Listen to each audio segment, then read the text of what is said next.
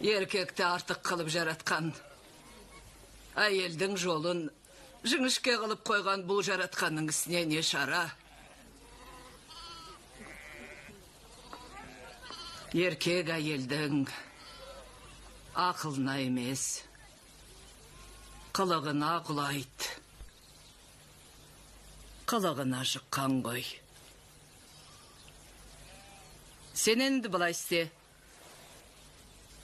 Ей, мен кімге айтып отырмын? Еңсеңді көтеріп, басыңды бер қаратып отыр. Ноқтасын үзген жалғыз бір жан бекен. Бер қара. Бәйбіше рұқсат бермейінше, қай еркек болса да тоқал ала алмайды.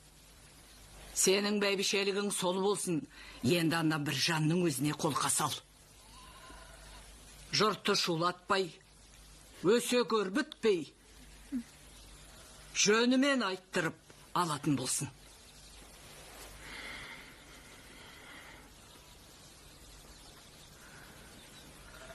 Рахмет, Мадир апа.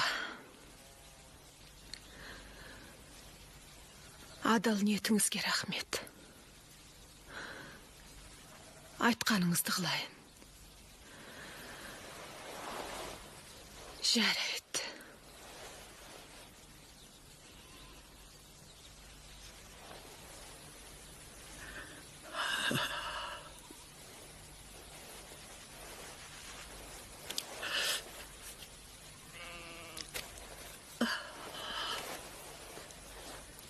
Ақылды бәйбіше, 40 тоқалды да бір жерге сыйыстырады. Баяғы Абылайға 6 қатын алып берген Атығай Қарауылдың қызы емессің бе? Сен де ақылды бол. Азаматыңның алапатын асыр. Не көрсең де, сол бір жанмен көресің. Бірге боласың сонымен.